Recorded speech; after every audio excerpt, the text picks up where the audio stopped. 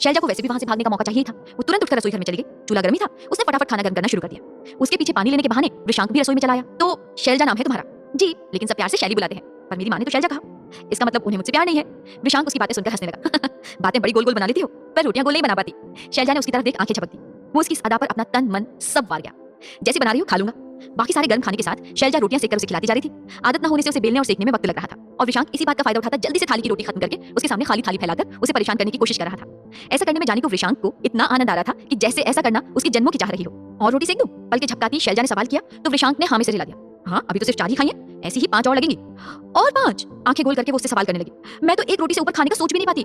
हाँ तो अपना डील डॉल भी तो देखो, इतनी मरियल सी भी तो हो। और मुझे देखो, तुमसे 3 गुना लंबा चौड़ा हूँ, फिर उम्र भी तो मेरी ज्यादा है, खाऊंगा भी तो ज्यादा ना। छोटा सा जवाब देकर वो रोटियां सेकने लगी। वो सेकती रही, वो खाता रहा। ऐसा लग रहा था जैसे जन्मों से ये जोड़ा इसी काम में खुश और संतुष्ट होना चाहता था। विशांक की समझ से बाहर था कि वो क्यों इस लड़की की तरफ खिंचा चला आ रहा था। उसे सामने देख उसके लिए अपने एहसासों को संभाल पाना क्यों इतना कठिन होने लगा था। क्यों वो मक्खन सी दरी सा पिघलने लगा था। तेरा खाना नहीं हुआ क्या अभी तक? और तेरी चाय नहीं बनी शैलजा? बाहर से विशांक की मां की आवाज सुनकर शैलजा ने चाय की तरफ देखा। वो खोल खोल कर काढ़ा बन गई थी। उसने विशांक की ओर देखा। आपके कारण हुआ ये? क्यों, मैंने क्या किया? मैं तो शांति से बैठे खा रहा हूँ। हाँ तो इसी खाने के चक्कर में ये गलती हुई कि चाय को मैं भूल गई। अच्छा, तो मुझे देखने के चक्कर में तुम अपनी चाय भूल गई? छी, ऐसा कब कहा मैंने? जरा सा दूध और डालकर चाय को बढ़ा लो।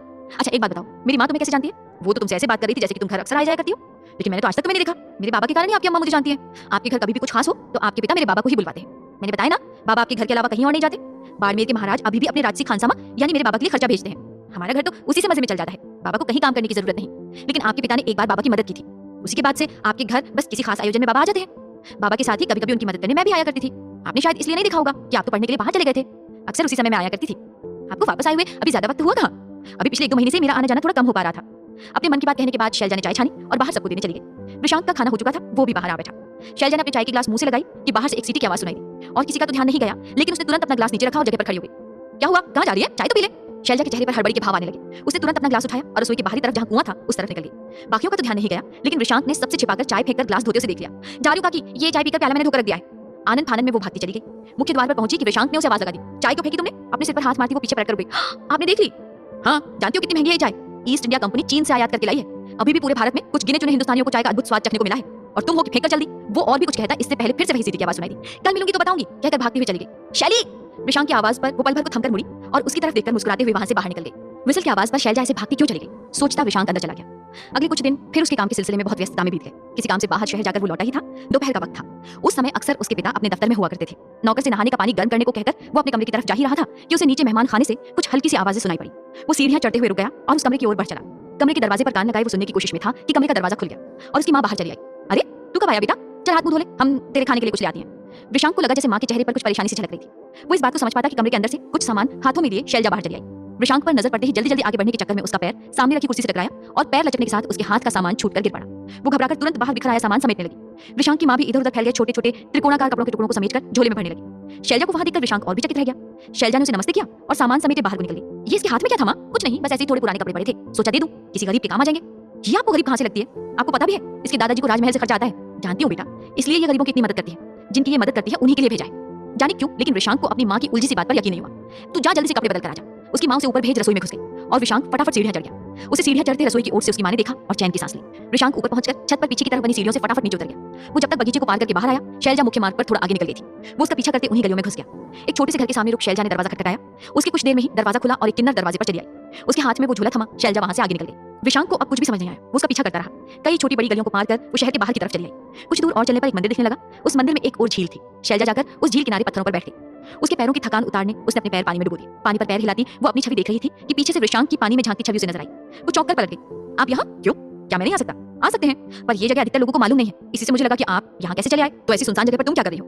मैं तो बचपन में यहाँ अपनी माँ के साथ आती थी। वो गौरी शंकर मंदिर देख रहे हैं ना, वहीं। और क्या मांगती थी भगवान से? मैं कुछ नहीं मांगती थी। मेरी माँ मांगती थी मेरे लिए एक सुंदर सा वर। अपनी माँ की यादों में खोई वो विशांक के सामने क्या कह गई वो भी नहीं समझ पाई। उसकी बात सुन विशांक हंसने लगा। बस सुंदर वर और कमाऊ नहीं? माँ तो बस सुंदर ही मांगती थी, शायद उन्हें उतना ही जरूरी लगता रहा हो। और तुम्हें क्या क्या जरूरी लगता है? विशांक के सवाल पर वो दूर देखती कुछ सोचने लगी। पता नहीं, मैंने तो ऐसा कभी सोचा ही नहीं। वो दूर क्षितिज को देख रही थी। डूबने से पहले का लाल पीला सूरज उसकी आंखों को सुनहरी आभा से रंग गया था। विशांक उसकी आंखें देखता सम्मोहित सा खड़ा रह गया। एक तो मौसम का खुमार, उस पर शैलजा का दमकता रूप। विशांक का खुद पर से ये संयम चूकने लगा। उसने अपने दोनों हाथों में उसका चेहरा थाम लिया। वो उसकी तरफ आगे बढ़ ही रहा था कि शैलजा ने अपना चेहरा उसके हाथों से छुड़ा लिया। ये क्या कर रहे हैं आप? अंग्रेजी पढ़ते पढ़ते उनके संस्कार भी बढ़ने लगता है। शैलजा की झिड़की सुनते ही विशांक का नशा उतर गया। उसने आगे बढ़कर उसके सामने हाथ जोड़ दिए। मुझे माफ कर दो शैली, मैं तुम्हें देखकर बह गया था, माफी मांगता हूँ। लेकिन एक और बात कहना चाहता हूँ कि मैं तुमसे ब्याह करना चाहता हूँ। आप पागल तो नहीं हो गए हैं? आपका ब्याह तय हो चुका है। मैं तोड़ दूंगा सगाई, बस तुम एक बार हाँ कह दो। मैं तुम्हें भी नहीं समझा सकता कि मैं तुम्हारे लिए कितना खिंचाव महसूस करता हूँ। मैं सच कह रहा हूँ, मैं खुद नहीं जानता कि मैं तुम्हारे लिए आकर्षण कब से और कैसे महसूस करने लगा। मैं जानता हूँ तुम मुझे पागल समझ रही हो, और शायद मैं होने भी लगा हूँ, वरना कौन मेरे जैसा बेवकूफ लड़का होगा जो अपना ब्याह तोड़ने को तैयार बैठा है, ये जानते हुए भी कि इससे मेरे पिता का कितना अपमान होगा। शैलजा चुप बैठी रही। कुछ तो कहो शैली, मैं वाकई नहीं जी पाऊंगा तुम्हारे बिना। मेरा ब्याह तो हो चुका है, आप वापस चले जाइए। वो उठी और तेज कदमों से वहां से वापस चली गई। रिशांक कुछ देर वहीं बैठा रह गया। कुछ देर बाद जब उसकी सुध लौटी तो वो वापस अपने घर की ओर बढ़ चला। उसकी खुद की समझ से बाहर था कि आखिर वो कौन सी डोर थी जो उसे उस अनजान सी लड़की की तरफ खींचे ले जा रही थी। अभी उसे मिला ही कितनी बार था जो उससे दूर हो जाने का गम उसे सालने लगा था।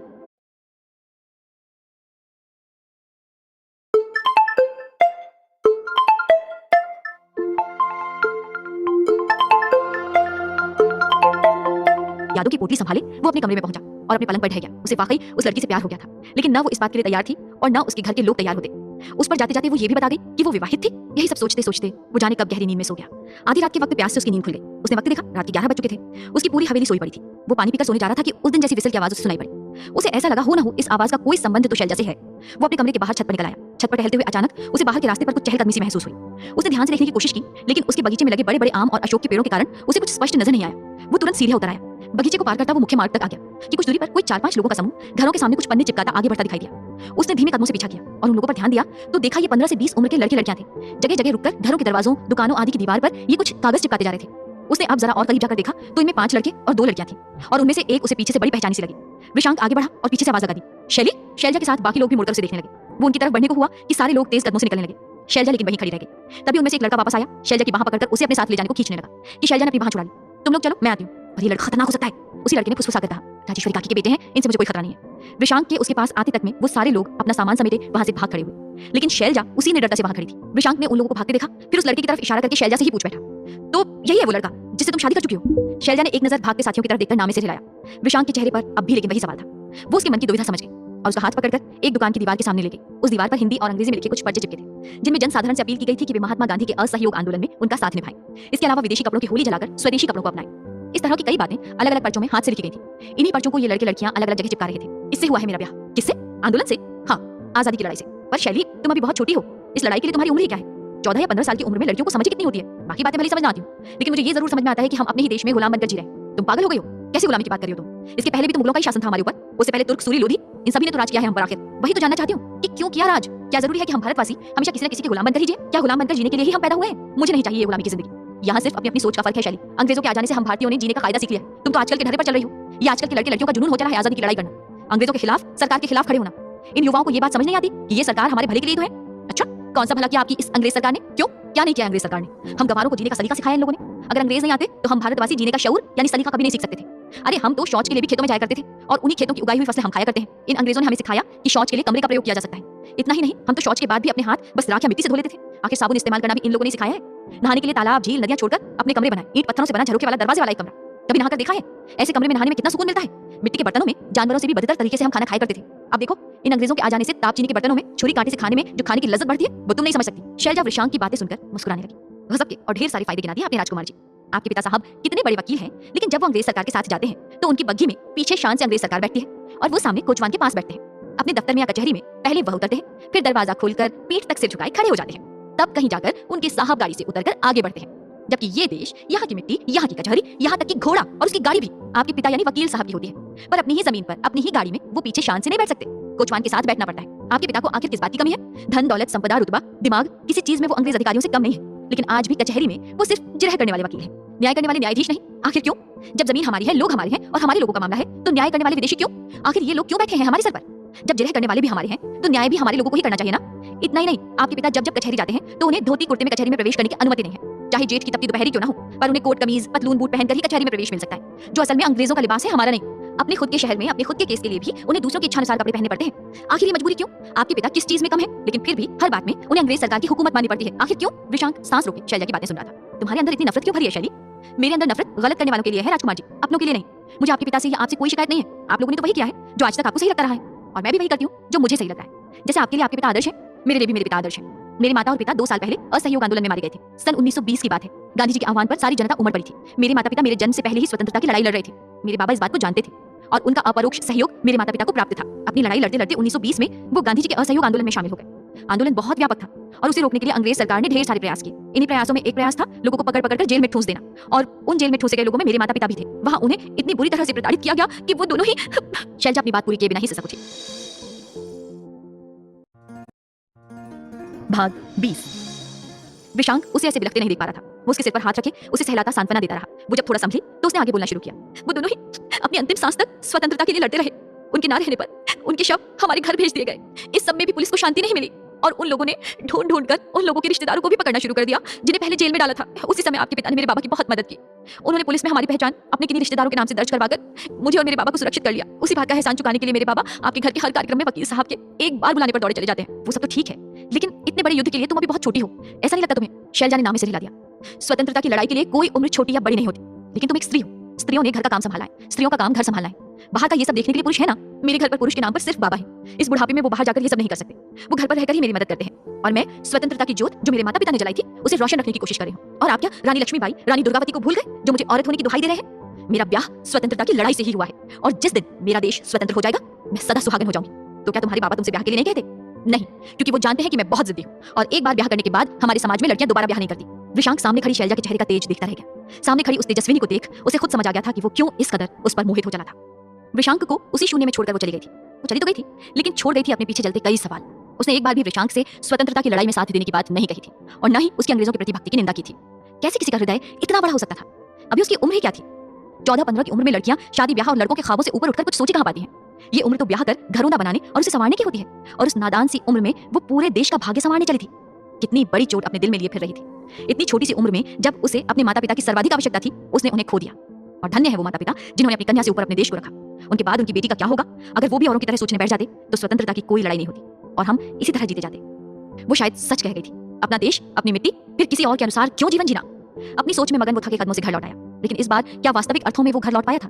अगले दिन सुबह ही उसे अपने भ्रम का आभास होने लगा था। घर पर उसके पिता से मिलने कोई अफसर आए हुए थे। वो अपने रोज के अभ्यास से ही सुबह सुबह अपने पिता से मिलने चले आए थे। सुबह सुबह अपने पिता से मिलने उनकी लाइब्रेरी जा रहा था कि उनके दीवान ने रोक दिया। बड़े साहब आए, बाबा आप रुक जाइए।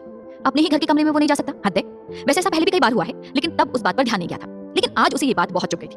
वो बाहर आंगन में बैठा अपनी पालतू बिल्ली के साथ खेल रहा था कि उसके पिता का कमरा खुला और अंग्रेज अफसर कमरे से बाहर निकल आए। उनके पीछे ही उसके पिता भी विनम्रता से दोहरे होते भागते चले आए। Hello young man, how do you do? का स्वर अलापते वो बिना उसका जवाब सुने ही अपनी बग्घी में बैठने को आगे बढ़ गया। आंगन के बाहर बगीचे से गुजरते हुए उनका पैर गोबर पर पड़ गया। Oh shit, it's ridiculous, cow down. क्या क्या बड़बड़ाते उसके पिता पर नाराज हो रहा था। इधर उधर नौकरों को आवाज लगाते उसके पिता को जब कोई नौकर तुरंत आता नहीं दिखा तब झुककर अपने ही गमछे से उन्होंने उस अफसर के जूते साफ कर दिए। ये देखते ही होठों में कुछ बुदबुदाते हुए उसकी अम्मा रसोई में चली गई और वो तिल मिलाकर अपने पिता तक पहुंच गया। उसके गुस्से को देख उन्होंने इशारे से उसे शांत करवाकर वापस भेज दिया। लेकिन उस अफसर के जाने के बाद उसका मन बहुत देर तक अशांत बना रहा। उसका मन इतना अशांत था कि वो उस दिन दफ्तर भी नहीं गया। शाम होने पर उसी मंदिर के पास वाली झील पर जा बैठा, लेकिन वो नहीं आई। दिन बीतते गए और उसे शाम को झील पर आकर शैलजा का इंतजार करते 7 दिन बीत गए, पर वो नहीं आई। एक दो बार वो उसके घर के चक्कर भी लगाया, लेकिन बाहर से कोई नजर नहीं आया और भीतर जाने की उसकी हिम्मत नहीं हुई। एक सुबह उसने सोचा भी कि माँ से इस बारे में पूछ लें, लेकिन फिर माँ के सवालों का क्या जवाब देता? मन तो उसका अब कहीं नहीं लग रहा था। बस यूं लग रहा था कि किसी तरह एक बार शैलजा की झलक मिल जाए, उससे बात कर सके, लेकिन कुछ हो नहीं पा रहा था। आखिर ऐसे कब तक घर पर पड़ा रहता? उसने दफ्तर जाने का निर्णय लिया। उसी दोपहर दफ्तर में उसके पिता ने उसे बुलाया और सरकार की तरफ से मिले एक नए केस के बारे में समझाने लगे। सरकार का कहना था कि कुछ क्रांतिकारी आधी रात में निकलते हैं, ये एक विसल बजाकर अपने लोगों को इकट्ठा करते जाते हैं। उसके बाद शहर भर की गलियों में ये अपने आंदोलन से जुड़े पर्चे चिपकाते चलते हैं। लोगों को घर घर जाकर गांधी जी के आंदोलन से जुड़ने की फरियाद करते जाते हैं। इतना ही नहीं, ये लोग अपने साथ कुछ स्वदेशी कपड़े भी रखते हैं और लोगों को स्वदेशी अपनाने और विदेशी कपड़ों की होली जलाने को भी कह रहे हैं। इन्हीं में से कुछ लड़के लड़कियों को पुलिस वालों ने शक के आधार पर गिरफ्तार किया है। हमें सरकार की तरफ से ये केस लड़ना है और मैं चाहता हूँ कि तुम अपनी शुरुआत इसी केस से करो। विसल की आवाज में इकट्ठा होते लोग, घर घर पर्चे चिपकाते लोग, लोगों को आंदोलन से जोड़ते लोग, पुलिस द्वारा पकड़े गए लोग। सोचते सोचते विशांक की सुई पुलिस द्वारा पकड़े गए लोगों पर आकर अटक गई। कहीं शैली भी तो पुलिस के हाथ नहीं चढ़ गई? चढ़ ही गई होगी। उसे वैसे भी किसी का डर कहाँ है। बेधड़क बेपरवाह घूमती रहती, स्वतंत्रता का जाप करती। वो अपने पिता से अपने मन में चल रही ऊहापोह नहीं बता सकता था। उसने धीरे से केस लड़ने के लिए हाँ कह दिया। केस शुरू करने से पहले मैं एक बार पुलिस के पकड़े गए लोगों से मिल सकता हूँ? पर उनसे मिलकर तुम्हारा क्या फायदा? केस बढ़ाने में मदद मिलेगी? वही तो पूछ रहे हैं, कैसी मदद? पर चलो ठीक है, बात करते हैं किसी पुलिस वाले से। उन्होंने विशांक के सामने उन आंदोलनकारियों के खिलाफ तैयार किया मुकदमा पेश कर दिया। वो फाइल उठाए अपने केबिन में जा बैठा। जब उसने पुलिस द्वारा तैयार किया हुआ केस पढ़ा तो उसका पारा चढ़ने लगा। उन आंदोलनकारियों के खिलाफ चोरी, धोखाधड़ी के साथ ही अंग्रेज औरतों के साथ बेहूदगी से पेश आना, उनसे बदतमीजी करना आदि मामले दर्ज थे। वो इस मामले में अपने पिता से बात करने की सोचकर उठा, लेकिन वापस बैठ गया। उसे पता था कि उसके पिता किसी सूरत में अंग्रेजों के खिलाफ नहीं जाने वाले थे। आखिर शाम तक में उसे थाने जाकर उन लोगों से मिलने की अनुमति मिल गई। धड़कते दिल से उसने हाथ में पकड़े कागज संभालते हुए उन्हें रखे कारागार की ओर कदम बढ़ा दिया। अभी तक कोर्ट में उसका केस नहीं लगा था, इसलिए पिछले 5 दिनों से उन सबों को थाने में रखा गया था। वो उन तक पहुंचा। 2-3 लड़कों के अलावा 2 लड़कियां भी थी। उसका सोचना सही था, शैलजा भी वहां मौजूद थी। पुलिस वालों से आग्रह कर उसने भीतर जाकर उन लोगों से बात करने की अनुमति ले ली थी। एक पुलिस वाले ने उसे अंदर भेजकर बाहर से सांकल लगा दी और वो बाहर निकल आया। आप यहाँ कैसे? शैलजा ने विशांक को देखकर सवाल किया। विशांक ने आगे बढ़कर उसे अपनी बाहों में भर लिया। सब अवाक खड़े उन दोनों को देखते रहे। बिना कुछ कहे कहाँ चली गई थी? सोचा भी नहीं कि मेरा क्या हाल होगा। शैलजा ने धीरे से खुद को विशांक की बाहों से अलग किया। हम लोगों का तो काम ही यही है, कब पुलिस पकड़ लेगी हमें क्या मालूम होता? हाँ में सिर हिलाता वो एक किनारे खड़ा हो गया और बाकियों का नाम पूछने के बाद अपने बारे में बताने लगा। मुझे सरकार की तरफ से आपके खिलाफ केस लड़ने के लिए दिया गया है। सब उसे घूरने लगे। अरे नहीं, आप लोग चिंता न करें, मैं सामने से तो सरकार की तरफ से लड़ूंगा, लेकिन लड़ूंगा ऐसे कि आपका वकील जीत जाए। आप लोगों को न्याय दिलवाना ही मेरा उद्देश्य है। उन लोगों से और बातें करने पर उसे पुलिस द्वारा उन पर किए गए असीमित अत्याचारों का भी पता चलता गया। कैसे उन लोगों को पुलिस दिन में सिर्फ एक ही बार खाना देती है, कभी खाने में बेहिसाब मिर्ची भर दी जाती है और साथ में पानी नहीं दिया जाता, तो कभी सूप के नाम पर केवल पानी उबाल कर दे दिया जाता है, और तो और उन्हें जानबूझकर मांस खाने के लिए जबरदस्ती की जाती है। जब मन करता है किसी को भी मारना शुरू कर देती है पुलिस। एक आध बार तो उन लोगों ने लड़कियों को भी अपने साथ ले जाने की कोशिश की, लेकिन वो सारे लोग एक साथ उन पर भारी पड़ गए। ये सब सुनते हुए विशांक का मन का सैला होने लगा। उसे शैलजा को यहाँ अकेले छोड़कर जाने का मन नहीं किया, लेकिन अगले ही दिन केस लगने वाला था, ये सोचकर उसने कुछ तसल्ली कर ली। वो उन लोगों से विदा लेकर जाने को हुआ कि वापस एक बार फिर शैलजा की तरफ मुड़ गया। उसे देखते ही बाकी लोग इधर उधर देखने लगे। शैलजा उसके पास चली आई। दोनों एक दूसरे के गले लगकर खड़े रहे। विशांक उसे बार बार वहां से बचा लेने की बात कहता, ढांढस बंधाता रहा और शैलजा उसे हिम्मत से टिके रहने की सलाह देती रही। शैलजा के माथे को चूम वो बाहर निकल गया। अगले दिन केस के लिए उसे कुछ विशेष तैयारी तो करनी नहीं थी, उसे तो केस हारना ही था, लेकिन औपचारिकता पूरी कर वो कागज तैयार कर रहा था कि कमरे में उसकी मां चली आई। मां को देख वो अपने कागज समेटने लगा। कर लो बेटा अपना काम, हम तो बस तुम्हारे लिए दूध लेकर आई थी। वो दूध रखकर जाने को हुई, फिर कुछ सोचकर वहीं बैठ गई। ये केस की तैयारी कर रहे हो ना? हाँ में सिर हिलाकर वो वापस अपने कागज देखने लगा। बेटा हम कुछ कहना चाहती हैं। कहो ना। हम जानते हैं कि तुम सरकार की तरफ से लड़ रहे हो, पर तुम जानते हो तुम जिनके खिलाफ लड़ रहे हो वही असल में हमारे अपने हैं। इन गोरों का कतई विश्वास मत करना बेटा। हम जानते हैं कि तुम अपने पिता की पढ़ाई सीख का पूरा पालन करते हो। तुम्हारे और तुम्हारे पिता की नजरों में हम अनपढ़ और गंवार हैं, लेकिन एक बात हम अच्छे से जानते हैं कि ये देश हमारा है और हमारी मिट्टी है, और इस पर हम किसी गैर का कब्जा नहीं होने देना चाहते। अगर ये अंग्रेज इतने ही अच्छे होते तो हमारे देश में आकर हमारे देश के लोगों को शासन सौंपकर उनके नीचे काम क्यों नहीं करते? अगर ये अंग्रेज हमारे बारे में इतना ही अच्छा सोचते होते तो हमें हमारी बोली में पढ़ने के लिए प्रेरित करते, ना कि उनकी बोली में, और भाषा हम पर लाते। वो अपने तौर तरीके हमें सिखा रहे हैं और हमारे तौर तरीके खुद नहीं सीख रहे। उनके लिए हम लोग गंवार हैं जिन्हें सलीके से रहना नहीं आता। वो अपना कोट और पैंट हमें पहनाना चाहते हैं, पर हमारी धोती और साड़ी का मजाक बनाते हैं। हमारे यहाँ की औरतें अगर सिर से पल्ला करती हैं तो ये उन्हें हमारी जहालत लगती है, लेकिन इनके यहाँ की औरतें भी तो अपने सर को हैट से ढके रहती हैं, तो वो उनके लिए आधुनिक है। ऐसा भेदभाव क्यों? अम्मा मैं तुम्हारी बात समझ चुका हूँ। तुम जो कहना चाहती हो साफ साफ कहो। मुझे जो कहना था मैं कह चुकी बेटा, बाकी तुम मुझसे कहीं ज्यादा समझदार हो। मैं समझ रहा हूँ, और तुम जो चाहती हो यकीन मानो मैं भी वही चाहता हूँ। मैं उन लोगों के खिलाफ जो केस लड़ रहा हूँ उसमें मुझे हारना ही है। तुम चिंता मत करो, जीत उन्हीं की होगी। इसी बात की तो चिंता है बेटा, उनकी जीत हो या हार हो, वो आज नहीं तो कल पुलिस का शिकार हो ही जाएंगे। ये सब इतना आसान नहीं है।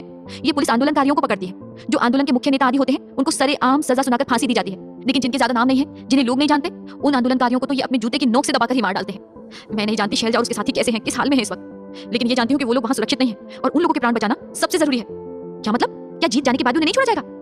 पहली बात तो वो लोग जीतेंगे ही नहीं, और अगर जीत भी गए तो किसी न किसी तरीके से पुलिस उन्हें वापस फंसाकर कैद कर लेगी और किसी झूठे इल्जाम में फंसाकर गोली मार देगी। तो मुझे क्या करना चाहिए अम्मा? कोर्ट में कुछ ऐसा करना जिससे उन सबको वहां से लेकर भागा जा सके। मैं कोचवान से कहकर गाड़ी कोर्ट के पिछले दरवाजे पर तैयार रखवा दूंगी। तुम किसी तरह से वहां से उन लोगों को लेकर बाहर निकल जाना। गाड़ी तैयार रहेगी, उन लोगों को शहर से बाहर निकाल दिया जाएगा। ठीक है, जैसा तुम बोलो अम्मा। लेकिन एक बात बताओ, तुम कैसे जानती हो कि शैलजा? हम शुरू से सब जानती हैं। हम भी शैलजा लोगों की मदद करते रहते हैं। स्वदेशी कपड़े हम भी घर में तैयार करते हैं, और उस दिन जो तुम्हारे सामने शैलजा लेकर जा रही थी वो स्वदेशी कपड़ों की ही पोटली थी। उस दिन वो समझ गई थी कि तुम उसका पीछा कर रहे हो, इसलिए रास्ते में एक जगह रुककर उसने उन कपड़ों और बाकी सामान को वहां छोड़ दिया और आगे बढ़ गई, वरना उसे वो सामान 3-4 जगहों पर बांटना था। इसका मतलब तुम और शैलजा साथ हो? हाँ बेटा, जो सही का साथ देगा हम उसका साथ देंगे। तुम्हारे बाबूजी ने कभी हमारे मन की इच्छा जाननी ही नहीं चाहिए। उन्हें हमेशा ये लगा कि वो जो करते हैं वो सही है, इसलिए हमने भी अपनी इच्छा कभी उनके सामने नहीं जताई। तुम भी शुरू से उन्हीं के सुझाए मार्ग पर चलते रहे, इसलिए तुमसे भी कभी कुछ नहीं कहा। लेकिन आज जब लगा कि तुम्हारे कारण शैलजा और उसके दोस्तों को सजा भुगतनी पड़ सकती है, तब पता नहीं कैसे हमारे अंदर हिम्मत आ गई कि हम तुम्हें ये सच्चाई बता दें। और हम आज से नहीं, पिछले 3 साल से स्वतंत्रता की लड़ाई अपने बलबूते पर लड़ रहे हैं। हमसे जो जितना बनता है हम करते हैं। जो स्वतंत्रता संग्राम सेनानी इस आंदोलन के लिए कोई और कार्य नहीं कर पाते, उनके लिए महीने भर का राशन पहुंचाना हो या आंदोलन में बैठे लोगों के लिए रोटियां पकाकर भेजना हो, स्वदेशी कपड़े तैयार करके भेजना हो, ये सारे काम हम शैलजा की सहायता से करते रहते हैं। विशांक ने आगे बढ़कर अपनी मां के पैर छू लिए। मां, आज तक तो मुझे सिर्फ पिताजी पर ही गर्व था, लेकिन आज मुझे सही मायनों में अपनी मां पर गर्व हो रहा है, बहुत गर्व। आशीर्वाद दो कि कल कोर्ट में मैं वही कर सकूं जो तुम चाहती हो। जुग जुग जियो मेरे लाल। अगर तुम वही करना चाहते हो जो हम चाहते हैं, तो सुबह कोर्ट के लिए निकलते समय तुम्हें हमारा कोचवान एक बैग देगा जिसमें 2 छोटे-छोटे से बम होंगे। उन्हें तुम्हें कुछ नहीं करना है। कचहरी में जिरह के वक्त किसी तरीके से अपने बैग से नीचे गिरा देना, और इस ढंग से गिराना कि किसी को नजर नहीं आए कि ये काम तुमने किया है। थोड़ी देर बाद उसमें से धुआं निकलने लगेगा। जब धुआं कचहरी परिसर में फैल जाएगा, तब तुम लोगों की नजरें बचाकर इन लोगों को लेकर बाहर निकल आना। ठीक है, जैसी तुम्हारी आज्ञा अम्मा। मां और बेटे दोनों के चेहरे पर खुशी की लाली दौड़ गई। अगला दिन बहुत महत्वपूर्ण था। कोर्ट ट्रायल के लिए तैयार था और विशांक शैलजा और उसके साथियों को भगा ले जाने के लिए। विशांक ने सारा काम शुरू किया ही था कि सामने वकील साहब भी अपने कागज पत्र लिए चले आए। कोर्ट की प्रक्रिया चलनी शुरू हुई थी कि धीरे धीरे कोर्ट परिसर में धुआं छाने लगा। विशांक सोच में पड़ गया कि ये धुआं आखिर कहां से आ रहा है, क्योंकि उसने अब तक बम गिराया ही नहीं था। धुआं बढ़ते बढ़ते पूरे कोर्ट परिसर को अपने घेरे में ले चुका था। मौका देखते ही विशांक शैलजा और उसके दोस्तों के पास गया और उन्हें एक साथ लेकर दूसरे दरवाजे से बाहर निकल गया। वहां मौजूद पुलिस वालों को और बाकियों को धुएं के कारण कुछ नजर नहीं आ रहा था। शैलजा और उसके दोस्त भी अपनी आंखों को ठीक से खोल नहीं पा रहे थे। आंखें खोलने में तकलीफ विशांक को भी हो रही थी, लेकिन अंदाजे से टटोलकर वो शैलजा और उसके दोस्तों को लेकर बाहर निकल आया। आंखें खोलने में तकलीफ विशांक को भी हो रही थी, लेकिन अंदाजे से टटोलकर वो शैलजा और उसके दोस्तों को लेकर बाहर निकल आया। बाहर गाड़ी में बैठा कोचवान पहले ही उन लोगों का इंतजार कर रहा था। उन लोगों की गाड़ी में बैठते ही वो गाड़ी भगा कर ले गया और सब वहां से निकल गए। उस प्रेमी जोड़ी की किस्मत अगर इतनी ही अच्छी होती तो क्या बात थी। वो दोनों वहां से अपने दोस्तों के साथ भाग खड़े हुए, लेकिन मुसीबतें अगले मोड़ पर उनका रास्ता दिख रही थी। कुछ दूर जाने पर कोई रैली निकली हुई थी। रैली आंदोलनकारियों की ही थी, जिसके कारण इनकी गाड़ी आगे नहीं जा पा रही थी। कोचवान ने वहां से गाड़ी निकालने में असमर्थता जताते हुए ये शंका भी जता दी कि अगर पुलिस वाले उनका पीछा कर रहे होंगे तो यहाँ आकर उन्हें पकड़ लेंगे। इस बात को ध्यान में रखते हुए सारे लोग उस रैली में उतरकर शामिल हो गए। वहां उतरने के बाद शैलजा कोचवान को धन्यवाद देने के लिए पलटी कि विशांक की नजर भी उस पर पड़ गई। ये उनके घर का कोचवान नहीं था, बल्कि ये तो वही किन्नर थी जिसे उस दिन शैलजा ने कपड़ों का थैला पहुंचाया था। शैलजा के धन्यवाद देने पर उसने शैलजा के हाथों पर अपना हाथ रख दिया। मुझे माफ कर देना शैली, आप इससे अधिक और क्या कर सकती थी? आपने यहाँ तक पहुंचा दिया, वही बहुत है। आप अपना ध्यान रखिएगा। शैलजा ऐसा कहकर आगे मुड़ गई, लेकिन विशांक ने उस किन्नर को छिपकर अपने आंसू पोंछते देख लिया था। भाग 21। इतनी सहायता भी कम नहीं थी, फिर आखिर किस लिए वो किन्नर शैलजा से माफी मांग रही थी? वो रैली आंदोलनकारियों की ही थी। रैली कुछ आगे बढ़ी थी कि पुलिस वालों ने उन्हें रोकना शुरू कर दिया और उन पर लाठीचार्ज कर दिया। लाठियों से हो रही पिटाई के कारण भीड़ तितर-बितर हो गई। इधर-उधर भागने लगे विशांक ने शैलजा का हाथ थाम रखा था। उसका हाथ पकड़े इस शहर से कहीं दूर वो भाग जाना चाहता था। वो लोग आगे बढ़े ही थे कि पुलिस ने हवाई फायर कर दिया। पुलिस ने किसी को भी जान से मारने के लिए गोली नहीं चलाई, लेकिन जब किस्मत में ही साथ जीना नहीं लिखा होता तो कोई क्या कर सकता है। पुलिस की चलाई गोली विशांक को लग गई और वो भर-भराकर जमीन पर गिर पड़ा। उसे गिरते देख शैलजा चौंक गई। उसे एकाएक समझ नहीं आया कि क्या हुआ है। गिरते विशांक की नजर दूर उसके किन्नर पर गई, जो पुलिस वाले से कुछ लेकर अपने पास रख रही थी। विशांक को समझ में आ गया कि क्यों उसके बम गिराने से पहले ही धुआं फैलने लगा था, जिससे इस रैली के समय पर यहाँ उन्हें उतारा जा सके और पुलिस रैली को रोकने का बहाना करके उन सबको गोलियों से भून सके। विशांक की पलकें भारी होने लगी थी और शैलजा की हालत खराब होने लगी थी। विशांक का सिर अपनी गोद में रखे जब तक वो कुछ समझ पाती, उसकी गोद खून से भर चुकी थी। विशांक की आंखें मुंदने लगी थी। उसने एक बार शैलजा की तरफ देखा और बहुत तकलीफ से उसने आंखें बंद कर ली। शैलजा ने उसे अपने अंक में भर लिया। उसके आंसू थम ही नहीं रहे थे। वो रोते बिलखते हुए बार-बार यही कह रही थी कि रुक जाओ विशांक, मुझे छोड़कर मत जाओ, अब मैं तुम्हारे बिना नहीं रह पाऊंगी। पर विशांक वहां था कहां जो उसकी बात सुन पाता। लोगों की ऐसी भीड़-भाड़ थी कि वहां से निकलकर और विशांक को अस्पताल तक ले जाना मुमकिन नहीं था। कुछ सोचकर शैलजा ने विशांक को वहीं जमीन पर लेटा दिया। आसपास पुलिस वाले इधर-उधर लोगों को डराने के लिए गन हवा में लहरा रहे थे। उसने पास खड़े पुलिस वाले से गन छीनी और अपने आप को गोली मार ली। विशांक के पास ही उसका शरीर भी निर्जीव होकर गिर पड़ा। पुलिस ने भीड़ का फायदा उठाकर शैलजा के सभी साथियों को मार गिराया। दरवाजे पर एक मां की सूनी आंखें बेटे के आने का रास्ता देखते पथरा गई। एक बूढ़ा दादा अपने बेटे बहू के बाद अपनी पोती को भी स्वतंत्रता की बलिवेदी पर अर्पण कराया। और इस तरह ये प्रेमी जोड़ा एक बार फिर इस नश्वर संसार को त्याग कर अपने प्रेम को अमर करता हुआ इस संसार से विदा ले गया, इस वादे के साथ कि अगले जन्म में वो जरूर मिलेंगे। वक्त ढलता जा रहा था। शाम हो चुकी थी, लेकिन न गौरा दीदी को ध्यान रहा न लपटन साहब को। आखिर बात भी ऐसी थी, दोनों जन्मों के साथी थे, ये उन्हें पता चल चुका था। लेकिन मेरा ऐसा क्या किरदार था जो मैं उनके साथ इस कदर जुड़ा हुआ महसूस कर रहा था? मैं ये जानना चाहता था, लेकिन गुरुवर से पूछने की हिम्मत नहीं हो रही थी, क्योंकि ऐसी कहानियां सुनाते हुए वो भी कई बार भावुक हुए जा रहे थे। मेरे मन में एक हलचल थी, और वो ये कि गुरुवर को आखिर लपटन साहब और गौरा दीदी के हर जन्म के किस्से कैसे कंठस्थ थे। क्या वो सिर्फ उन दोनों के माथे को पढ़कर ही सब सुना गए थे? मन में तो सैकड़ों सवाल उठ रहे थे, लेकिन इतने भावुक माहौल में कुछ पूछने की हिम्मत नहीं थी। पर गुरुवर तो अंतर्यामी थे, जो जन्मों के बारे में जान गए। वो मेरे मन में चलती बातें कैसे न समझते। पूछो, क्या जानना चाहते हो भोलाराम? मन में तो तुम्हारे ढेरों सवाल दौड़ रहे हैं। गुरुवर, आप तो अंतर्यामी हैं, आपसे क्या छिपा है भला? सामने बैठे गुरुजी मुस्कुराने लगे। उनके चेहरे पर उनकी जीवन भर की तपस्या ने अलग ही तेज पैदा कर दिया था। उनका चेहरा और उनके चेहरे पर की मुस्कान हमारे चेहरों की मुस्कान को भी एक सुरीला रंग दी गई। जितना तेज उतनी ही अपूर्व शांति थी उनके चेहरे पर, एक स्थायी भाव जिसे देखकर हर व्यक्ति को वैराग्य से मोह हो जाए और मोह से वैराग्य। तू यही सोच रहा है ना कि मैं ये सब इतना सिलसिलेवार कैसे जानता हूँ? मैं भी यही सोच रहा था कि तू कैसे इनके जीवन का हिस्सा है। और सबसे अनोखा सवाल जो तेरे मन में चल रहा है वो ये है कि हर जन्म में इनके नाम महादेव और पार्वती के क्यों हैं? मैं तेरे बाकी सवालों का जवाब धीरे धीरे देता चलूंगा। अभी बस इसी संशय को दूर कर देता हूँ कि इन दोनों के नामों का क्या रहस्य है। महादेव और सती का साथ भी जन्म जन्मांतर का ही तो था। इसलिए माता सती ने अपनी देह को अग्नि को समर्पित करने के बाद जब पर्वतराज के घर पुनर्जन्म लिया, तो माता पार्वती के रूप में अपनी घोर तपस्या से उन्होंने आखिर शिव को पा ही लिया। कहा जाता है कि अपने कठिन तप में माता पार्वती ने अन्न जल त्याग दिया और कुछ समय तक फलों पर ही रही। फिर उन्होंने फलों का भी त्याग किया और सिर्फ पत्ते खाकर ही जीवित थी। एक समय आया जब उन्होंने पत्ते भी त्याग दिए। ये उनके त्याग और तपस्या की अंतिम सीमा थी। इसी समय उनका नाम अपर्णा पड़ा। और फिर जब उन्होंने पत्तों का भी त्याग कर दिया, तब भगवान शिव उन पर प्रसन्न होकर उनके सामने आ गए और इस प्रकार उन दोनों का विवाह हुआ। उसी प्रकार ये दोनों हैं। इनका प्रेम अटूट है, शाश्वत है। इसलिए भगवान ने हर जन्म में इन्हें अपना नाम दिया। भगवान महादेव की ही तो कृपा है कि हर जन्म में ये दोनों कुछ ना कुछ ऐसा कर गए कि उस जन्म में उनका नाम हो गया। भले ही जीवन छोटा रहा, पर जितना भी इन्होंने जिया, स्वयं को जिया, एक दूसरे को जिया। क्या गौरा दीदी और लपटन साहब ने एक बार फिर जन्म लिया गुरुवर? हाँ, इन्होंने एक बार फिर जन्म लिया और ये अपने साथ जन्म का बंधन निभाने तब तक जन्म लेते रहेंगे जब तक कि इनका मिलन नहीं हो जाएगा। गुरुवर, अब इनका जन्म कहाँ हुआ? अब की बार इनकी जन्मस्थली थी बॉम्बे, उस वक्त की भारत की आर्थिक राजधानी। सबसे पहले पुर्तगालियों ने ही बॉम्बे पर नजर की थी। किस समय की बात है ये गुरुदेव? इनका जन्म तो इनके मरते ही हो चुका था, लेकिन इनका मिलन हुआ उस समय जब पूरा विश्व द्वितीय विश्व युद्ध की विभीषिका झेल रहा था। सन 1942 सारा विश्व द्वितीय विश्व युद्ध की मार झेल रहा था। इस युद्ध का दंश झेलना बहुत मुश्किल हो रहा था। भारत पर भी इसका असर नजर आने लगा था। अंग्रेजों को अब लग रहा था कि उनके पैर भी उखड़ सकते हैं और इसी बात का लाभ उठाते हुए गांधी जी ने भारत छोड़ो आंदोलन छेड़ दिया था। सभी तरफ हाहाकार मचा था। नरम दल गरम दल के लोगों के बीच अंग्रेजों भारत छोड़ो का नारा बुलंद होने लगा था। लगभग पूरा देश पराधीनता की अग्नि से सुलग चुका था और अब स्वतंत्रता के लिए कुछ भी कर गुजर जाने को बेचैन था। पर इतने सब में भी बॉम्बे में एक दुनिया ऐसी भी थी जिन्हें बाहरी दुनिया से अधिक कुछ लेना देना नहीं था। ये दुनिया थी बॉम्बे महानगरी की फिल्मी दुनिया। हालांकि चकाचौंध उस समय अभी की अपेक्षा कम थी, पर थी जरूर। एक आम आदमी के लिए उस समय भी वो दुनिया एक अजूबा ही थी। बोलती फिल्में बनाई जाने लगी थी। हालांकि द्वितीय विश्व युद्ध का हल्का सा असर ये दिखा कि सन 1942 में मात्र 2 फिल्में तो उसके बाद वाले सालों में या 4-5 सालाना औसत से फिल्में बनी, लेकिन बनी जरूर। उनके निर्माण, वितरण और प्रचार में कमी नहीं आई। गिरीश कुमार उस समय एक ऐसा नाम था जो किसी परिचय का मोहताज नहीं था। पिछले 3-4 सालों में मथुराज राजा, रानी रूपसा, भवसागर, गीतोपदेश जैसी फिल्मों से उसने अपने अभिनय का लोहा मनवा लिया था। नया लड़का था, लेकिन पुरानों को कड़ी टक्कर दे रहा था। ये वो समय था जब सामाजिक मुद्दों पर कम, पौराणिक कथाओं पर फिल्में अधिक बन रही थी। लेकिन कुछ विश्व युद्ध का असर और कुछ भारत की जनता की अंग्रेजी सरकार के प्रति असहनशीलता ने फिल्मों से उनका मुख मोड़ना शुरू कर दिया। उसका असर फिल्मों के बनने पर भी दिखने लगा। अपने कार्यालय में मैनेजर के साथ बैठा गिरीश इन्हीं चर्चाओं में लगा था। अंबर, कोई नया प्रोजेक्ट लाओ। अब लोग वही एक सी पौराणिक फिल्में देख देखकर उकताने लगे हैं। कुछ सामाजिक मुद्दे उठाओ, वेश्यावृत्ति, बाल विवाह, विधवाओं का पुनर्विवाह आदि विषय क्यों नहीं चुनते सिनेमा के लिए? गिरीश बाबू, अभी तो मार्केट बहुत ही गिरा हुआ है, कोई बड़ा निर्माता काम को हाथ लगाने को तैयार नहीं है। अभी तो वक्त है काम करने का। बड़ा प्रोड्यूसर तैयार नहीं है तो किसी नए को तलाशो, नया डायरेक्टर पकड़ के लाओ। आखिर मैनेजर किस काम के हो? एक नया डायरेक्टर है नजर में, आप कहें तो आपसे मिलवा सकता हूँ। कौन है? कोई काम किया है क्या उसने? गुरुदत्त नाम है, अब तक मौका नहीं मिला है, पर बहुत होशियार लड़का है। एक और है, कलकत्ता से है, मिनाल दत्त, उसकी पटकथा पढ़ी है मैंने, बहुत सुंदर लिखता है, अपनी लिखी कहानी को खुद डायरेक्ट करना चाहता है। ठीक है, मीटिंग फिक्स करो, दोनों से ही मिल लेते हैं। महीने भर बाद फिर गिरीश अपने कार्यालय में अंबर के साथ बैठा, एक बार फिर चर्चा में लगा हुआ था। सब कुछ ठीक होते हुए भी क्यों उसका कोई प्रोजेक्ट शुरू नहीं हो पा रहा था, वो बहुत चिंतित सा इधर उधर टहल रहा था। कुछ समझ नहीं आ रहा, क्या करूं? ऐसा ही चला तो मुझे लगता है फिल्मों से संन्यास लेना पड़ेगा। उसके ताऊजी, जो खुद भी एक छोटे मोटे प्रोड्यूसर थे और जिन्होंने आज से 3 साल पहले गिरीश को फिल्मों में पहला मौका दिया था, उसकी बात सुनकर विवल हो गए। ये कैसी बातें कर रहे हो गिरीश? अभी 20 पूरे नहीं किए हैं तुमने और अभी से संन्यास लेने की बात? अरे अभी 10-20 साल आराम से कमा सकते हो। मेरा तो अभी 2 सालों में इतना घाटा हो गया है कि तुम्हारे लिए कोई नई पिक्चर नहीं बना पा रहा। लेकिन वी शांताराम जी से मेरी बात चल रही है, वो जल्दी ही कुछ अच्छी खबर देंगे। कब देंगे ताऊजी? तब तक तो कहीं देर ना हो जाए। वैसे भी इस इंडस्ट्री में जो लोग पहले से स्थापित हैं, उन्हें ही बड़े निर्माता मौका देते हैं। बड़ी मुश्किलों से तो मेरी जगह बननी शुरू हुई थी। लोगों ने पहचानना शुरू कर दिया था कि ये अचानक मार्केट में पलटी खा ली। बहुत ही खराब किस्मत लेकर पैदा हुआ हूं मैं। कैसी बातें कर रहे हो? चांदी का चम्मच मुंह में लेकर पैदा होना कैसे खराब किस्मत हुई? बोलो भला। तुम्हारा बाप रात दिन बैल की तरह काम करता है और उसका व्यापार देखो कहां से कहां पहुंच गया। आज लगभग हर पिक्चर में उसी के तैयार किए सेट और फर्नीचर काम आते हैं। मेरी मानो तो एक बात कहूं? जी ताऊजी कहिए। पैसे अच्छे जमा कर लो एक बार और फिर किसी बड़े निर्माता से क्यों नहीं मिल लेते? पैसे देकर काम मांगने में भी कोई बुराई नहीं है। आपको क्या लगता है मैं आज तक क्या चुप बैठे रास्ता देख रहा था? जी, मुदलियार, श्रीनिवासन चेट्टी, सूर्य कुमार के अलावा मन्नूलाल कांतिलाल जी हो या भीम जी भाई, सभी से रुपयों भरा बैग लेकर ही मिलने गया था। मेरा नाम बताया था, हाँ बिल्कुल बताया था कि देवेंद्र जी का भतीजा हूं, पर सभी ने लगभग एक सा जवाब दिया, तुम्हें बहुत प्रतिभा है, जैसे ही तुम्हारे लायक कुछ दिखेगा तुम्हें जरूर बुलाएंगे। गिरीश की बात सुन ताऊजी के माथे पर चिंता की लकीरें खिंच गई। तू मेरी बात मानेगा नहीं, वरना एक उपाय था जिससे सांप भी मर जाएगा और लाठी भी नहीं टूटेगी। मतलब तुझे किसी को पैसा नहीं देना होगा और काम भी मिलने लगेगा। क्या उपाय है जल्दी बताइए? भैरवी भवानी का आशीर्वाद। गिरीश का मुंह कसला हो गया। मैं जानता था तू ऐसा ही जवाब देगा। अभी जवाब ही कहा दिया, लेकिन मुझे तो समझ आ गया। कौन है ये भैरवी भवानी? माता जी हैं, इनका आशीर्वाद एक बार जिसे मिल जाए समझो उसका जीवन तर गया। ताऊजी उसके कान के एकदम पास चले आए। सुनने में तो ये भी आया है कि गांधी जी ने भी अपने कुछ शिष्यों को भैरवी के पास भेजा था। उसने भस्म की भभूत लगाकर आशीर्वाद दिया है कि गिरते पड़ते मरते बचते भागेंगे गोरे, और तब जल्द ही हमारा देश आजाद हो जाएगा। और तो और जमुना भाई बजाज है ना, वो बहुत बड़े उद्योगपति, वो भी अपने व्यापार के बारे में पूछने गए थे।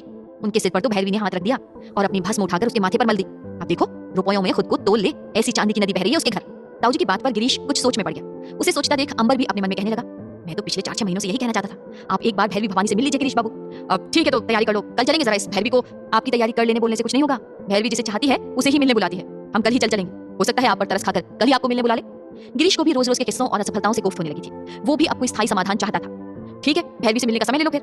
गिरीश अपने बढ़ते सिरदर्द को कम करने अपने कमरे में एक तरफ सजे सेलर की ओर बढ़ चला। गिरीश को आखिर 2 दिन बाद भैरवी भवानी ने मिलने बुला लिया। गिरीश भैरवी से मिलने के लिए बेहद उत्सुक था। वो यही सोच रहा था कि जैसे इतने सारे लोग भैरवी का आशीर्वाद पाकर तर चुके हैं, उसका भी शायद कोई भला हो जाए। उसके जीवन में भी भैरवी से मिलने के बाद शायद कोई चमत्कार घट जाए। वो अपनी तरफ से बड़ा सज संवरकर भैरवी से मिलने निकल गया। गिरीश के साथ उसके ताऊजी और उसका मैनेजर अंबर भी था। अंबर को भैरवी के रहने का पता मालूम था। उसने भैरवी के ठिकाने से कुछ दूर पहले ही ड्राइवर को एक तरफ गाड़ी रोकने को कहा और गिरीश और ताऊजी के साथ वहीं उतर गया। 4 से 5 सकड़ी गलियों को पार करते हुए वो गिरीश को अपने साथ लिए चला जा रहा था। इतनी दूर पैदल चलने पर गिरीश अब थकने लगा था। और कितनी दूर चलना है अंबर? हम यहाँ तक गाड़ी भी तो लेकर आ सकते थे। नहीं सर, मैं नहीं चाहता कि मीडिया को ये खबर मिले कि आप भैरवी से आशीर्वाद लेने गए हैं। लेकिन क्यों? तुम्हारी भैरवी तो वैसे भी वर्ल्ड फेमस है। तुम्हारे अनुसार बहुत बड़े उद्योगपति से लेकर नेता राजनेता सभी उसके चरणों में गिरे रहते हैं, लेकिन कोई इन बातों को बाहर नहीं जाने देता। मीडिया में हमें यही दिखाना है कि आप अपनी मेहनत के बूते पर इतनी अच्छी फिल्में दे रहे हैं। अगर किसी हीरो के नाम के साथ किसी जादू टोने का नाम जुड़ जाता है तो उस हीरो का फ्यूचर और करियर तबाह ही होता है सर। जब आपको इतना सब पता था तो मुझे यहाँ लेकर आने की क्या जरूरत थी? इससे अच्छा तो उस माता भैरवी को ही मेरे रूम में ले आते। सर, भैरवी अपनी जगह से कहीं नहीं जाती, वो एक ही जगह स्थिर रहती है। ये लीजिए, हम बस पहुंच गए। वो सामने उनका मंदिर दिख रहा है। मंदिर? ये भैरवी मंदिर में रहती है? नहीं सर, ये इनका ही घर है, लेकिन उनके घर वालों ने और उनके भक्तों ने उन्हें देवी माना हुआ है, इसलिए उनके घर को ही मंदिर कहा जाता है। गिरीश ने अपनी जेब से रुमाल निकालकर अपने चेहरे पर छलकाए पसीने को एक बार पोंछा और अपने गॉगल्स को साफ करके वापस आंखों पर चढ़ा लिया। बाहर से साधारण 2 मंजिला घर था जिसमें बड़ी बड़ी सी लकड़ी की सीढ़ियां बनी हुई थी। उन सीढ़ियों को चढ़कर वो सभी लोग एक हॉल में प्रवेश कर गए। उस हॉल में 2 जगह टेबल और कुर्सियां लगी हुई थी। सामने कांच की शील्ड लगी थी जिसके पीछे गुलाबी वस्त्रधारी महिला और पुरुष काउंटर जैसा बनाकर बैठे हुए थे। अंबर जल्दी से काउंटर की तरफ बढ़ गया। जी, आज भैरवी भवानी जी से मुलाकात के लिए बात की थी। सामने बैठी महिला ने अंबर को देखकर हाथ जोड़ दिए। जय भैरवी, जय भैरवी, जय भैरवी। अंबर भी हड़बड़ाकर बोलने लगा। उस महिला के अलावा एक पुरुष दूसरे काउंटर पर बैठा था और पूरा हॉल भक्तों से खचाखच भरा हुआ था। कुछ लोग काउंटर पर लाइन लगाए पर्ची कटवाने का इंतजार कर रहे थे और बाकी लोग जमीन पर बिछी दरी पर बैठकर अंदर भैरवी से मिलने जाने की प्रतीक्षा कर रहे थे। आपने पर्ची कटवाई थी? उस महिला ने बहुत ही मीठे शब्दों में अपना प्रश्न अंबर के सामने रखा। जी हाँ, मैं खुद आया था 3 दिन पहले। गिरीश कुमार जी की मुलाकात करवानी है। गिरीश कुमार यानी वही फिल्मों वाले? आपने उनकी रूपसा देखी होगी शायद।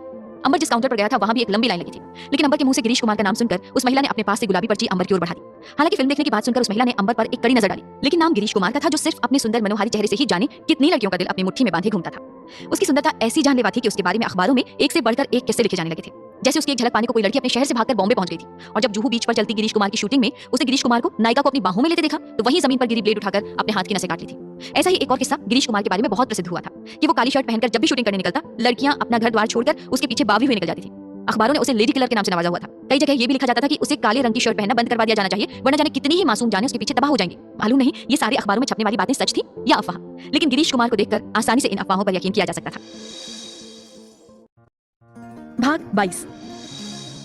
पर्ची हाथ में लिए अंबर तुरंत गिरीश कुमार के पास पहुंच गया। उसे काउंटर पर बैठी महिला से बहुत ही धीमी आवाज में गिरीश का नाम लिया था, लेकिन सामने खड़े कुछ लोगों ने नाम सुन लिया और वो आपस में गिरीश कुमार के वहां पहुंचने की चर्चा करने लगे थे। भैरवी भवानी से मिलने आए लोग कहीं गिरीश कुमार के पीछे वहां भगदड़ ना मचा दें, ये सोचकर उस महिला के इशारे पर दूसरे काउंटर पर बैठे पुरुष ने तुरंत अंबर से जाकर मुलाकात की और गिरीश, अंबर और उसके ताऊ को लेकर पिछले रास्ते से अंदर चला गया। जब तक वहां उपस्थित भीड़ भाड़ को समझ में आता कि उनके बीच से अभी अंदर जाने वाला कोई और नहीं बल्कि सुप्रसिद्ध अभिनेता गिरीश कुमार है, गिरीश वहां से अंदर जा चुका था। हॉल से भीतर जाने के लिए एक बड़ा सा द्वार बना था जो भैरवी भवानी के प्रवचन के लिए खोला जाना था। ये द्वार सुबह और शाम कुछ घंटों के लिए ही खोला जाता था। उस समय भैरवी अपने सारे भक्तों को एक साथ दर्शन देती थी और आशीर्वाद बरसाती थी। यही वह समय होता था जब भक्तों में से कोई भी अपने मन का सवाल सामूहिक रूप से सबके बीच खड़े होकर भैरवी से पूछ सकता था और भैरवी उसका समाधान कर दिया करती थी। भैरवी के प्रवचन के अलावा बाकी सारा समय वो बीच का दरवाजा बंद ही रहा करता था। किनारे बने छोटे दरवाजे से ही व्यक्तिगत रूप से मिलने जाने वालों को अंदर लाया और ले जाया जाता था। भैरवी ब्रह्म मुहूर्त में जाग जाया करती थी। 5 बजे से उनकी महाकाली की आराधना शुरू हो जाती थी। 5 से 6 बजे का ये समय उनकी पूजा के लिए विशेष रूप से अधिकृत था और इस पूजा में भैरवी के साथ उनके आश्रम के सारे सदस्य मौजूद होते थे। 6 से 7 बजे वो हवन किया करती थी। इस हवन में शहर के गणमान्य लोगों को भी एक एक कर हिस्सा बनने का मौका दिया जाता था। जो भी गणमान्य धनाढ्य व्यक्ति भैरवी के साथ हवन में बैठना चाहते थे उन्हें पहले आकर एक ऊंची धनराशि देकर अपनी पर्ची कटवानी पड़ती थी। भैरवी के साथ हवन करने का लोभ ऐसा था कि लगभग महीने के 30 दिन कोई ना कोई धनाढ्य परिवार एक मोटे चेक के बदले भैरवी के साथ बैठकर हवन किया करता था। हवन संपन्न होने के बाद 7 से 8 का समय उस व्यक्ति को भैरवी के साथ बैठकर जलपान करने का मौका मिलता था।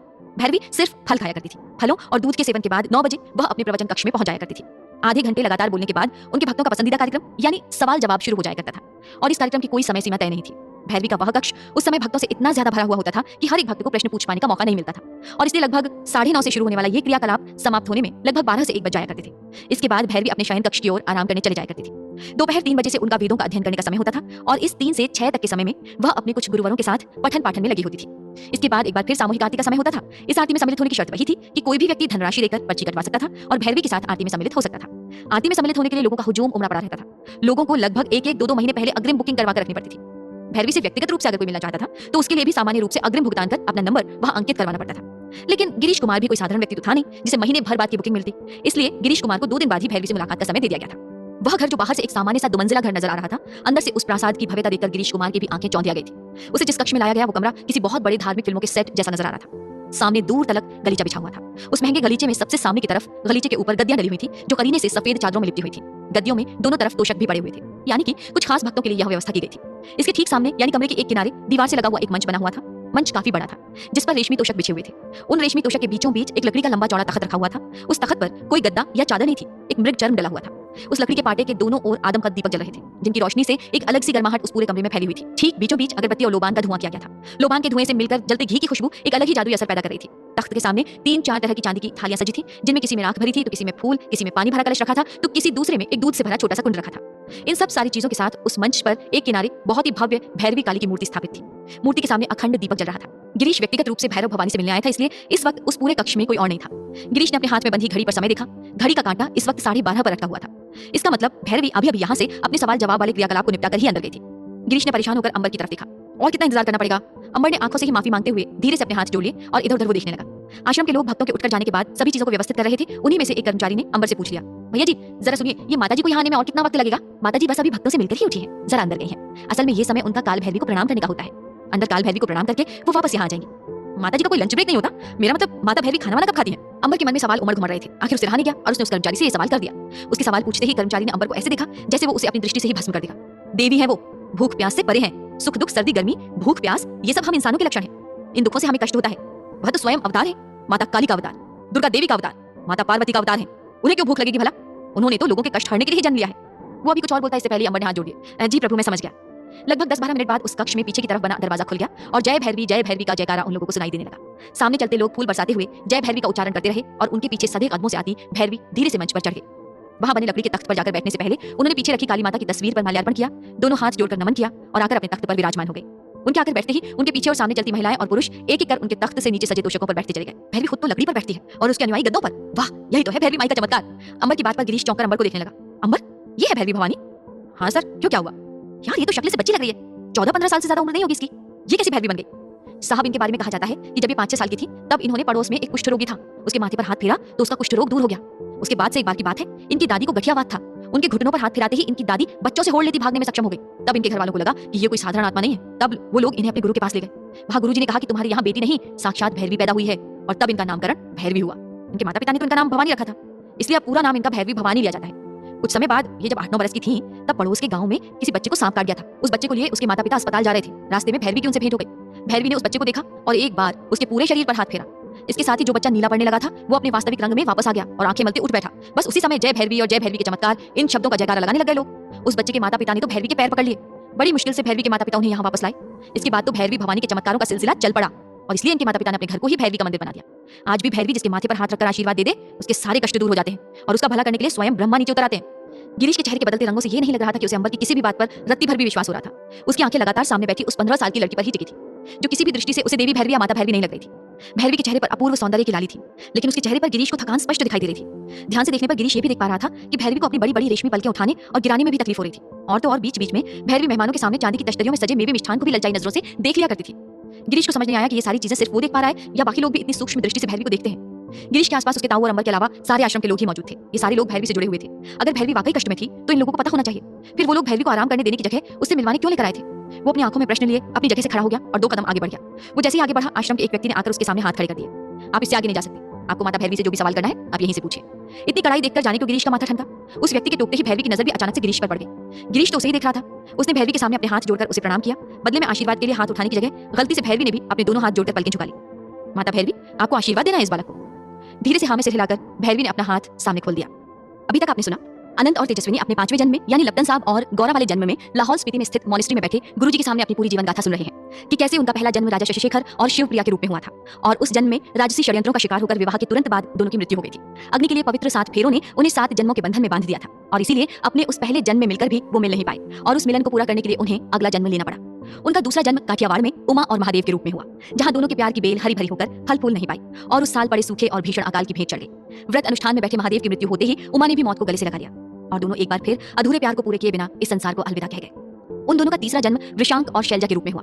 वृषांक जहां अंग्रेजों की तरफ से सरकारी वकील के पद पर कार्य करता था, वहीं शैलजा गांधी जी के असहयोग आंदोलन का एक हिस्सा थी।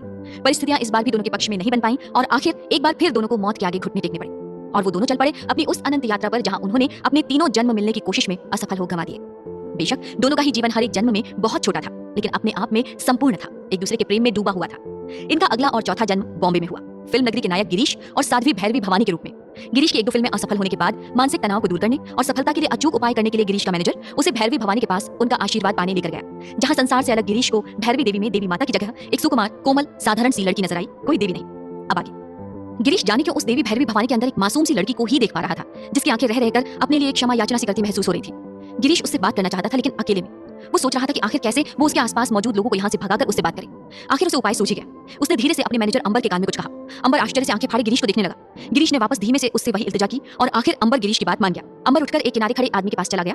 कुछ देर उससे बात करने के बाद अंबर वापस गिरीश के पास आकर बैठ गया। अंबर के चेहरे की मुस्कान देखकर ही गिरीश समझ गया कि उसकी चाही बात पूरी हो गई है। कुछ 5 मिनट में उस व्यक्ति ने भैरवी भवानी के आसपास बैठे लोगों को उठाना शुरू किया और देखते ही देखते वो पूरा हॉल खाली हो गया। उस व्यक्ति ने जाने से पहले भैरवी के कान में कुछ कहा।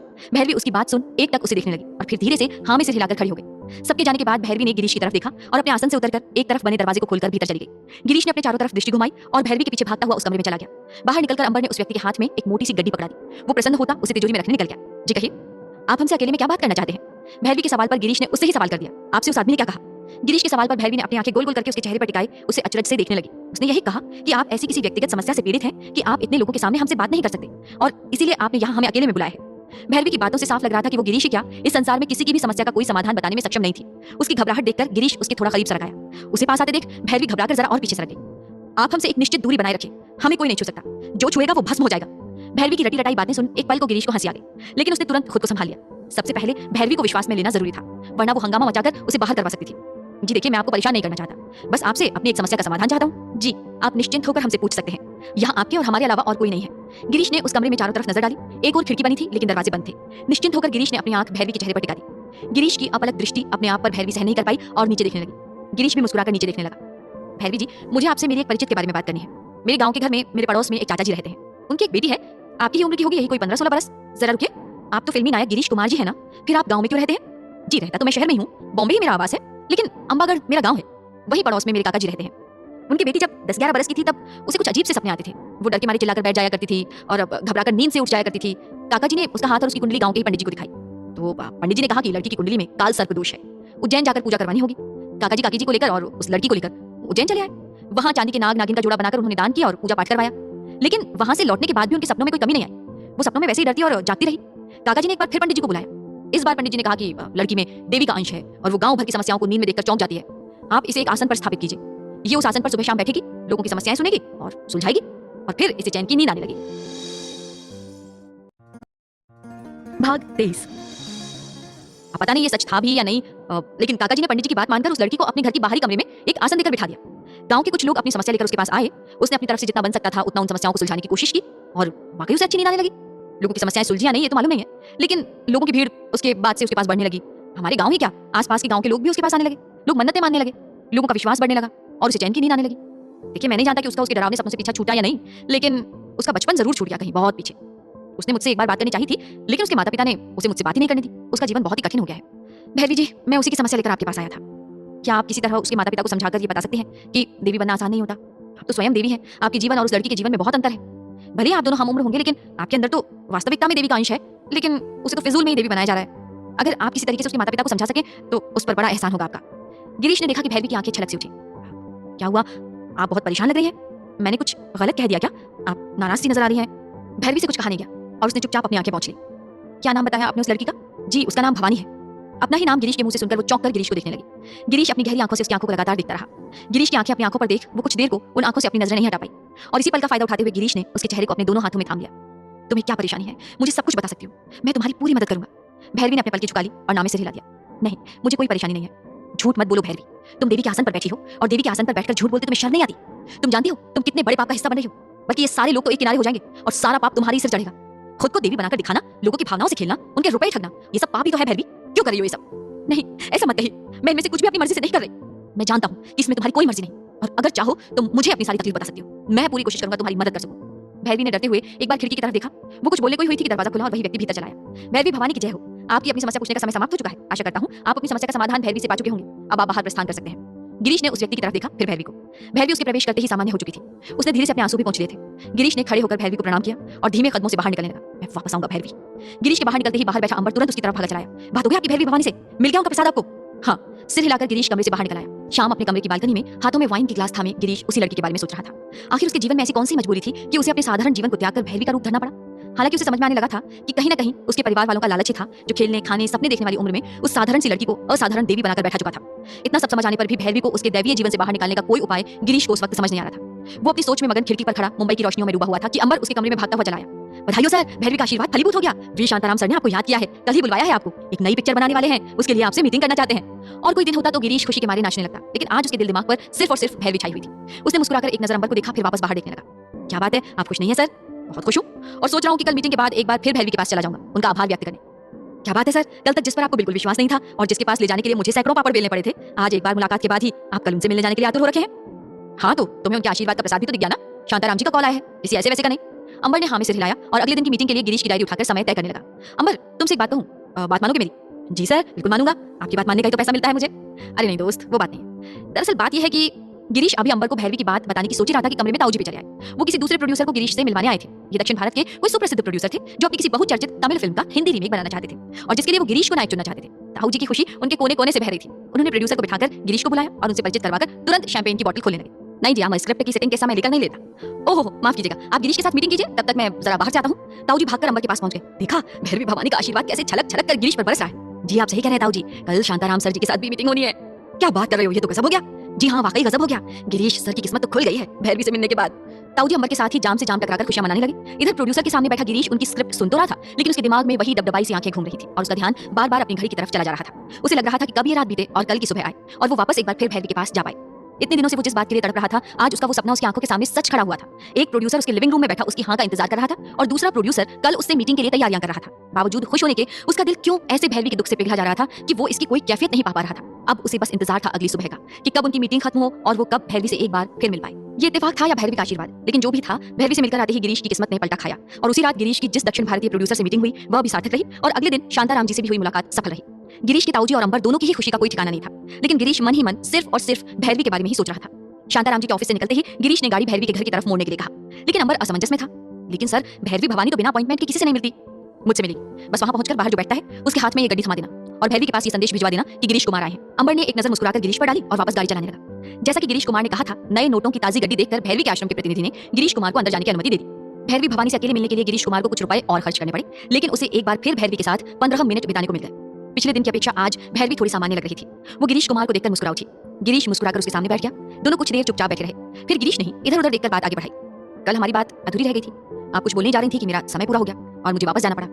अगर आप सही समझें तो मुझे अपनी परेशानी बता सकती हैं, पर हम जानना चाहते हैं कि आप हमारी इतनी मदद क्यों कर रहे हैं। सच कहूं तो इस बात का कोई कारण मैं भी नहीं समझ पा रहा हूं, पर आपको देखते ही मुझे आप में छिपी एक मासूम सी लड़की नजर आई, ना कि देवी। और आपकी आंखों में जाने कैसी प्यास दिखी कि मैं आपसे आपकी समस्या पूछे बिना न रह सका। मैं सच आपकी मदद करना चाहता हूं भैरवी। गिरीश की बात सुन भैरवी कुछ देर खामोश रह गई। इस बीच गिरीश उठकर दरवाजे तक चला गया। दरवाजा खोलकर वो बाहर झांककर बाहर खड़े आदमी को बुलाकर उनके हाथ में थोड़े और नोट रख दरवाजा बंद कर वापस आकर बैठ गया। भैरवी, अब आराम से मन की बात कह सकती हूँ। मैंने आधे घंटे का समय और बढ़वा लिया है। वैसे ये बताओ, इनमें से तुम्हारे माता पिता कौन है? भैरवी ने डबडबाई आंखों से गिरीश की तरफ देखा। इनमें से कोई हमारे माता पिता नहीं है। क्या? लेकिन बाहर तो यही चर्चा है कि भैरवी के माता पिता और परिवार है। ये नामे से हिलाकर भैरवी ने अपनी बात कहनी शुरू की। हम छोटी थी उस वक्त, जब बुआ जी और फूफा जी हमारे घर आया करते थे। उस वक्त फूफा जी की कमाई का कोई साधन नहीं था। जुए और सट्टे में वो पैसे लगा लगाकर अपनी सारी जमा पूंजी गंवा चुके थे, और इसलिए जब तब हमारे गांव में हमारे घर चले आया करते थे। हमारे बाबूजी की थोड़ी सी खेती बाड़ी थी। हमारा घर ठीक ठाक चल जाया करता था, और वो हमेशा बाबूजी के पास पैसे मांगने आ जाया करते थे। बाबूजी के पास बहुत ज्यादा पैसा नहीं हुआ करता था कि वो हर बार उनकी बात मानकर उन्हें पैसे दे सके। फूफा जी के ढेर सारे लेनदार थे। उन्होंने जाने कहां से ब्याज में रुपए उधार ले रखे थे। एक बार बुआ जी और फूफा जी हमारे घर आए हुए थे। उसी वक्त उनके 3-4 लेनदार कुछ गुंडों को साथ लिए हमारे घर पहुंच गए और रुपए पैसों के लिए जोर जबरदस्ती करने लगे। घर में सभी बेहद डर गए थे। उस वक्त हम बाहर से खेलती कूदती घर पर आई। उनमें से एक ने हमें पकड़ लिया और कहा कि जब तक वो सारे पैसे वापस नहीं कर देते, ये लेनदार हमें अपने पास रखेंगे, और अगर 4 दिन के भीतर उन्होंने सारे पैसे वापस नहीं किए तो हमें बेचकर ये लोग अपने पैसे निकाल लेंगे। ये कहकर हमें लेकर जाने लगे। हमारे बाबूजी उनके पैरों में गिर पड़े, लेकिन उन्हें जोर से एक तरफ धक्का दे दिया और हमें लेकर चले गए। वो लोग हमें एक सामान्य से घर में लेकर गए, जहाँ एक औरत थी। उसके पास हमें छोड़कर वो लोग इधर उधर निकल लिए। रात में उस औरत ने हमें जबरदस्ती खाना खिलाकर एक कमरे में सोने के लिए भेज दिया और दरवाजा बाहर से बंद कर दिया। आधी रात के वक्त कुछ हो हल्ला सुनकर हमारी नींद खुली और हम दरवाजे के पास चले आई। सुबह से रो रो कर हमारा बुरा हाल हो चुका था। हम अपनी अम्मा बाबूजी के पास जाना चाहते थे, लेकिन वहां से निकलने का हमें कोई रास्ता नजर नहीं आ रहा था। तभी हमारे कानों में हमारे फूफा जी की आवाज पड़ी। वो उन लोगों के सामने गिड़गिड़ा रहे थे कि वो लोग हमें छोड़ दें। फूफा जी ने कहा उनके पास एक उपाय है जिससे वो ढेर सारे रुपए कमाकर इन सभी के पैसे चुका देंगे। बस इसके लिए उन्हें हमारी जरूरत है। उसके बाद उन्होंने क्या कहा ये हम ठीक से नहीं सुन पाए, क्योंकि अब उनकी आवाज बहुत धीमी हो गई थी। उस वक्त तो नहीं, लेकिन बाद में हमें समझ आ गया कि फूफा जी हमसे किस तरह कमाई करवाना चाहते थे। खैर, उस वक्त उन लोगों ने फूफा जी को 1 हफ्ते की मोहलत दी और वही औरत आकर हमारा दरवाजा खोलकर हमें नीचे ले गई। फूफा जी किसी अनजाने आदमी के साथ वहां आए थे। वो हमें देखते ही खुश हो गए और हमें अपने साथ लेकर वहां से निकल गए। लेकिन फूफा जी हमें वापस अपने घर लेकर नहीं गए। वो हमारे उस गांव से हमें लेकर यहाँ इतनी दूर चले आए। हम यहाँ कुछ नहीं जानते थे, किसी को पहचानते नहीं थे। फूफा जी ने यही छोटा सा घर लिया और हमें बुआ जी के साथ यहाँ छोड़ दिया, और उसके बाद शुरू हुआ हमें देवी